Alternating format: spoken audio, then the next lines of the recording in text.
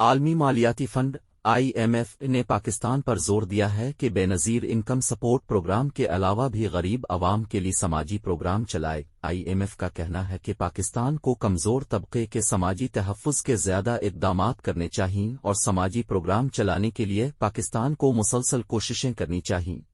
کمزور طبقے کے لیے محفوظ بجلی اور گیس ٹیرف سلیب جاری رہنا چاہیے۔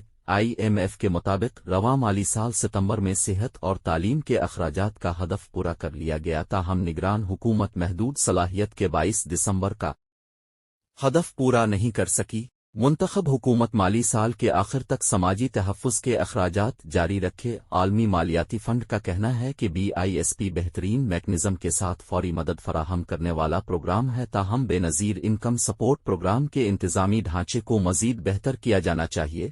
پروگرام میں تقسیم کے طریقہ کار اور شفافیت کو بہتر بنانے کی گنجائش موجود ہے۔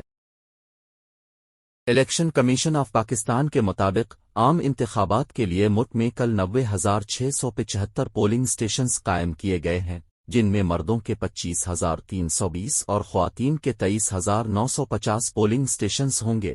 الیکشن کمیشن کی جانب سے جاری سمری میں کہا گیا ہے کہ ملک بھر میں 41,405 الیکشن کمیشن کے مطابق پنجاب میں 50,944 پولنگ سٹیشنز ہوں گے، جن میں مردوں کے 14,556 اور خواتین کے 14,036 پولنگ سٹیشن ہوں گے۔ پنجاب میں 22,352 مشترکہ پولنگ سٹیشنز ہوں گے۔ الیکشن کمیشن کی سمری میں کہا گیا ہے کہ سندھ میں 19,006 پولنگ سٹیشنز ہوں گے، جن میں مردوں کے 4,439، خواتین کے 4,308 پولنگ سٹیشنز ہوں گے۔